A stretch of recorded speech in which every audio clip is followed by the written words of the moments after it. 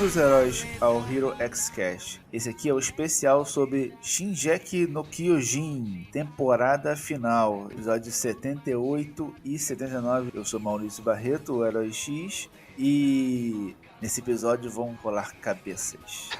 Vamos rolar a cabeça. Fala galera, aqui é o Patrick Red Geek e hoje a gente vai analisar dois episódios seguidos, que foram dois episódios muito importantes para a história, né? O último episódio agora de domingo, ele com certeza abriu aí uma nova perspectiva de tudo que a gente vem acompanhando aí desde 2014. Literalmente vários caminhos a se seguir nessa história, né?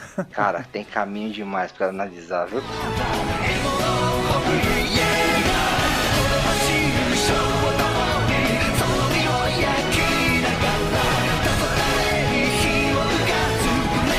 Começando do começo, daqui da minha frase de abertura, né? Porque o episódio 78 foi um episódio que ele teve muita coisa importante, teve ação, o tropa de reconhecimento ali enfrentando o exército de Marley. O nome do episódio é Dois Irmãos, né? Então você tem a questão do Eren tentando ir até o Zeke, que tá caído, destroçado o pescoço ali pelo Titã Carroceiro, e você também tem os outros dois irmãos, que são o Coach e o Falco. O Coach tentando levar o Falco até o Zeke, implorando pela vida dele, né? Então aí temos o primeiro grande impacto desse episódio. Patrick, tu que leu o mangá primeiro, cara, o que você achou que foi melhor aí? Ficou essa versão agora no anime ou no mangá? Cara, o mangá de Shingeki sempre foi muito bom, e principalmente nas partes finais, né, nessa parte dessa guerra final, é um mangá que é muito dinâmico. Então a animação ela tá conseguindo deixar mais profundo ainda as relações, né? Porque quando você lê uma história,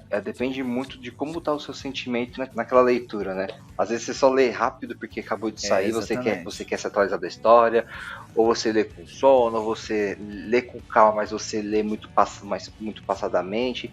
Então a animação consegue definir melhor os sentimentos.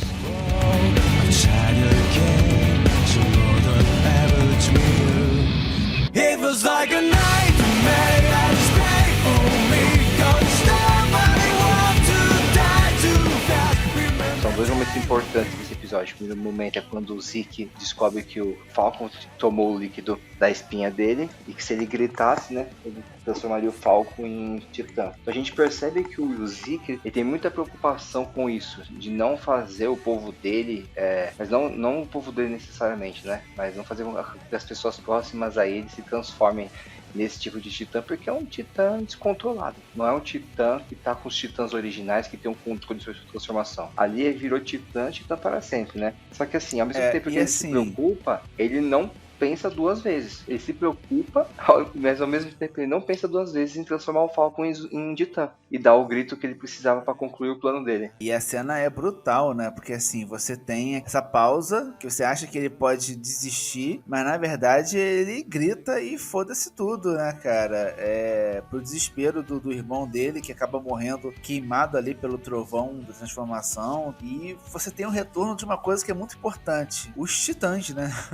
Estavam meio embaixo aí na história, estava muito focado em luta de humano contra humano e os titãs principais, mas agora a gente teve o ataque dos titãs de novo, sabe? Você teve os titãs com cara de maluco, psicopata, comendo pessoas do nada, sabe? Igual teve nas primeiras temporadas, inclusive a música da primeira temporada volta, né? A música tá com Titan. Então, porra, maravilhoso esse começo de episódio.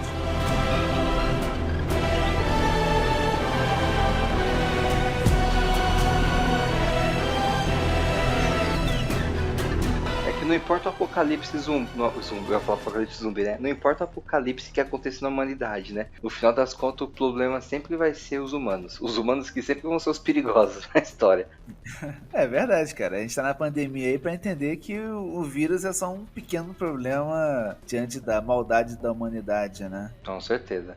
E esse episódio também, depois dessa transformação do Falcon, o Falcon começa a atacar o Titã encouraçado. E o Reiner tentando deixar, né, cara? Assim, ele falando, cara, eu vou deixar aqui porque minha missão tá cumprida. O Zeke tá morto, né? Que ele levou um outro tiro do Titã Carroceiro. E a princípio tava morto ali, né? E ele fala, agora vou deixar ele me comer, ele vai ser o meu substituto. E acaba que aparece lá o Titã Mandíbula, Porco Galhardo, né? Ele consegue ver as memórias e descobre que era pra ele ter virado Titã blindado, né? Mas o irmão dele adulterou os resultados e fez com que o Reiner se transformasse no Titã blindado. E aí o cara meio que se entregou ali pro Falcon ou degustá-lo. E graças a Deus aí, se podemos dizer assim, a criança retorna à sua forma humana.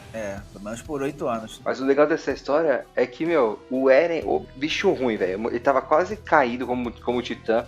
O titã dele, que é um titã bem poderoso, por sinal, já tava numa situação bem desgastada, ele não conseguia andar. Tava no limite da transformação também. Exatamente. Aí ele prende a mão do blindado nele, no corpo titã dele, e ele sai do corpo de titã com muita facilidade, né? E começa a correr em direção ao Zeke. E é ali que a gente tem uma das cenas mais...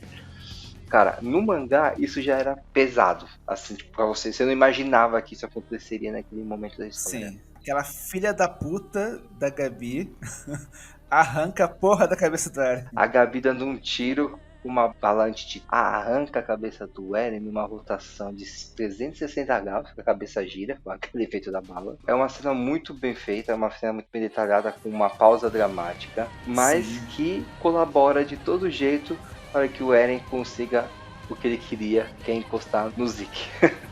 Que um bom jogador de beisebol pega ele, né? Exatamente, o cara tava preso no chão e não conseguia ter mobilidade para ir atrás da cabeça, e a cabeça caiu certinha em cima da mão dele, né? Pra você ver a precisão do tiro como foi boa. E aí é legal porque a gente já consegue pular pro próximo episódio, que eu acho que é um episódio mais importante ainda do que esse primeiro. Porque, na verdade, o que acontece é, eles se encontram nos caminhos, né? Que é onde todos os titãs se encontram com Ymir ali, os titãs conscientes, onde ela tá fazendo as regras. O Eren tenta dar o golpe no Zeke, que fala, ó, não queria porra nenhuma essa coisa de vasectomia dos Eldianos, eu queria mesmo o meu plano aqui desde o começo. E o Zeke fala, porra nenhuma, eu que tô mandando aqui, eu conversei com o Ymir, peguei ela, tamo namorando aqui e ele vai fazer o que eu quiser, rapaz. E a gente pula pro próximo episódio, né?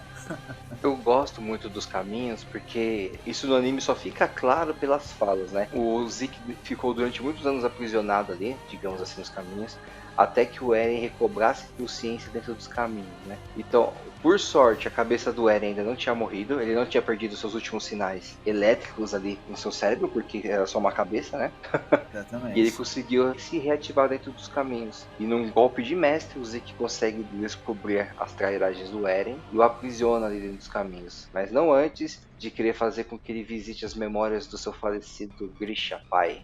A ideia do Zeke, do Zeke, né, é mudar a ideia do Eren, né, convencer se quer salvar ele, como ele diz, né, antes de salvar o mundo, eu quero salvar você, né, é o que ele fala nesse episódio. O Zeke ele é muito sentimental, eu acho que isso ficou bem claro em todas as passagens de episódios no qual ele fez-se presente e no qual mostrou também o crescimento dele desde sua infância, a traição aos seus pais e ao seu crescimento como titã. Mano, ele é muito sentimental. Ele não conhece o Eren, ele pouco se relaciona com o Eren, ele sabe que o Eren é irmão dele. E só o fato dele Exatamente. ser irmão, ele já acredita que tudo que aconteceu com o Eren é por culpa do pai dele, porque ele sofreu com o pai. Sendo que nesse episódio a gente começa a ver nuances de que não, o Eren, ele chegou naquele momento por ele mesmo, não por desenvolvimento do pai. Mas aí a gente vai debater do episódio pouco a pouco até a gente chegar nesse momento que é muito importante. Que, cara, uma coisa que eu achei muito genial na cena pré-abertura, né? Você começar com o Zeke tentando mostrar pro Eren que o pai dele fez lavagem cerebral no Eren, sendo que no final dessa parte do pré-créditos, você percebe que é o seguinte, o Zeke tá vendo coisas que ele não imaginava ver, sabe? O pai dele parando a missão pra poder ficar com a família. E então você já percebe que o tom da história vai ser, na verdade, não do Eren tentando se convencer, mas do Zeke tentando se convencendo que, na verdade, o pai dele não era o culpado da história tanto quanto ele achava, né? Exatamente. Esse episódio é interessante porque ele se passa totalmente dentro dos caminhos e a gente descobre que é o poder do Titã Fundador, com alguém que tem o poder do sangue real, permite com que eles transitem entre as memórias dos usuários. Isso. Do Titã de ataque. E nesse caso eles acabam visitando as memórias do Grisha, que era o pai do Eren, que era o pai do Zeke. E é muito legal. E esse episódio é um episódio que merece ser visto umas 2, 3 vezes, tá? Porque... E merece também rever o primeiro episódio do seriado, tá? Eu vou dizer isso aqui, até para deixar o próximo episódio, depois vocês vão perceber, o próximo episódio também vai ser muito importante vocês reverem o primeiro episódio do seriado, hein? Isso é muito importante. Tem esse episódio aqui, é da Play, vamos lá, primeiro episódio, S101, tá? Porque você vai entender que nesse episódio de hoje, o episódio Lembranças do Futuro, você revisita várias cenas do primeiro episódio e você tem, cena a cena, vários contextos que tiveram sob a nova ótica. Então, por exemplo, o Eren falar que ele queria entrar no reconhecimento e o pai dele falar que ia mostrar o que tinha no porão, isso ganha um outro contexto nesse episódio, por exemplo. A questão do Eren ter esse ímpeto de liberdade dentro dele, que o Zack fica até embasbacado, sabe? Que ele não sabia que ele tinha matado aqueles caras pra poder salvar a Mikasa, sabe? E ele começa a perceber que, assim, o Eren não é igual. Ele não era uma criança que tinha sido largada pelo pai, tinha sido lavado cerebral pelo pai e que tava ali, assim, de vítima, sabe? Ele percebe que o Eren tinha uma personalidade própria muito forte desde o começo, né? Sim, esse episódio eu falo que ele é válido assistir umas 2, 3 vezes, porque ele tem nuances que você começa a descobrir muita coisa por trás do que o Eren é. A gente começa a Shingeki no Kyojin com 3 crianças que eram amigas, 3 crianças frágeis. Quando eu digo frágeis, porque eram crianças. A gente sabia que a Mikasa já tinha um potencial diferenciado naquela época. Então, 3 crianças que viveram uma tragédia e que por causa disso entraram para a tropa de exploração, no qual treinaram. O Eren fez de tudo para aprender a usar o equipamento de 3D. Eu lembro desse episódio que ele se matava para conseguir se equilibrar. E tudo isso é muito focado nessa parte do momento que ele alcança os caminhos, tá?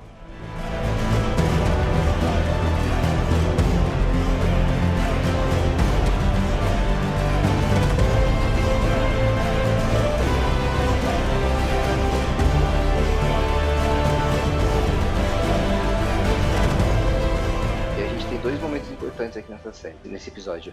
O Zeke começa os caminhos, carregando o Eren de memória em memória, para que o Eren visse como que era o pai, e ele entendesse que foi o pai que manipulou o Eren com as ideias desse plano de sair exterminando a galera toda. Só que a gente começa a observar em alguns momentos que o Grisha abandonou, aquele plano inicial para ficar com a família. A gente descobre que o Grisha descobriu há muito tempo atrás onde que era a área secreta da família real. Então, do momento que ele descobre até o momento que ele mata aquela família real, que isso já não é mais spoiler, isso já ficou evidente na história, se passam muitos anos. Porque quando ele descobre, o Eren ainda era um bebê, que mostra ele voltando para casa e abraçando o Eren.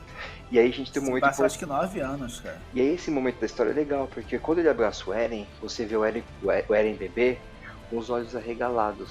Dá a sensação de que ele estava vendo o Eren adulto e o Zeke adulto vendo aquela imagem, né? E mais pra frente nas memórias, quando o Grisha, perdão, ele tá deitado na mesa, acho que tava dormindo, ele acorda perguntando se o Zeke estava lá. Zeke, é você? Você tá aí? Só que a gente sabe de uma coisa, isso não é uma viagem no tempo, tá? E o que o Eren e o Zeke estão fazendo não é uma viagem no tempo. Eles estão passeando por memórias. E quem estava atrás do Grisha nessa hora era o Eren.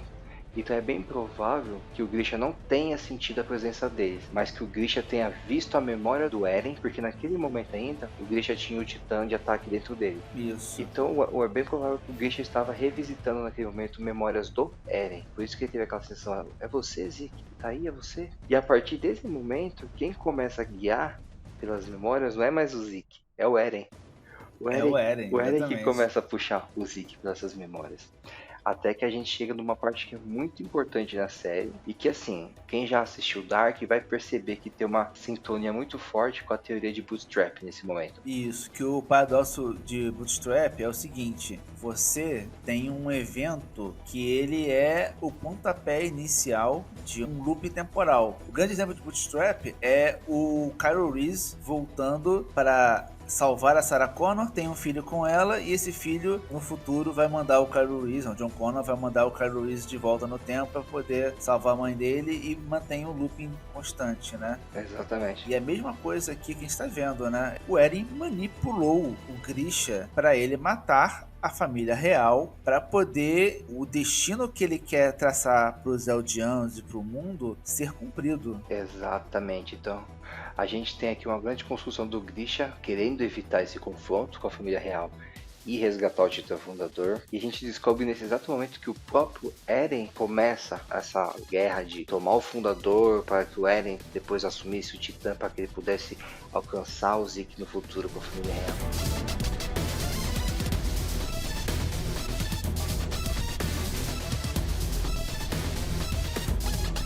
Apesar do Eren não ter o Titã de Ataque quando é criança, como é ele mesmo, como ele é a mesma pessoa que está naquelas memórias, é bem provável que exista algum tipo de sintonia ali, sabe? Exatamente. Pegando 2 pontos aqui muito legais pra gente entender como é que funciona essas memórias compartilhadas, esses vislumbres, essas lembranças do futuro. No primeiro episódio, por isso que eu falei no primeiro episódio, a gente tem que ver o seguinte: primeira cena que aparece o Eren, ele tá acordando, ele acorda e vê o futuro. Ele tava sonhando com a morte da mãe, com várias cenas que não fazem sentido para ele, porque não aconteceu ainda, mas vão acontecer no futuro. Você lembra disso, irmão? Lembro sim. O primeiro episódio é bem importante agora nesse último momento da saga.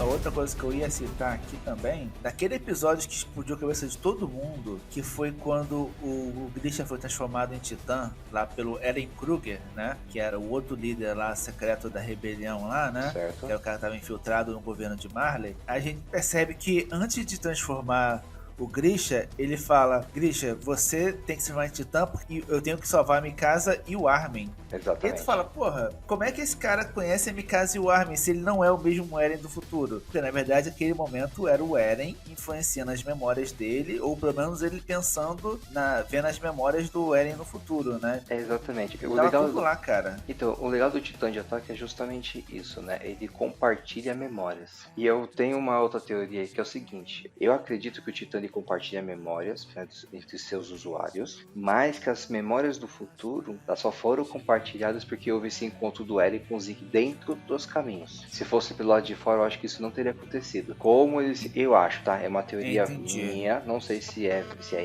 ou se não é, mas eu acho que é isso. Porque senão eu acho que ficaria muito vago esse negócio de você ter memória de todos os titãs de ataque, mesmo os do futuro. Porque assim, então você teria um avanço de pensamentos muito a longo prazo, sabe? E não parece ser isso. Mas que você percebe que eles não têm esse controle, né? De conseguir ver a memória. Não, exatamente. Eu acho que eles têm sensações, eles têm algum tipo de toquezinho, sabe? Sentido aranha. É, exatamente. Eu acho que o Eren, o primeiro contato que ele teve agora com o Zack foi justamente para pensar nisso, para poder conseguir ver, não só ter a sensação, mas conseguir ver e até manipular realmente, né? Com o poder do Titã Fundador, né? E a gente vê que o Eren manipulou mesmo, porque após a matança da família real, o próprio Grisha começa a gritar desesperado por ter matado crianças com as próprias mãos dele, né, como ele mesmo fala. E ele grita aos ventos: aí Eren, fiz o que você queria, era isso que você queria, por que você queria isso? Precisava mesmo disso? Então fica muito claro que o Eren mandou ele matar a família real, deixando apenas o pai vivo, né? É, porque foi o que aconteceu, que ele sabia que já tinha acontecido, né? Cara, e ele falando, Zack, né? Tem que parar o Eren. E o Eren novamente com aquela cara de vilão dele. E acaba o episódio.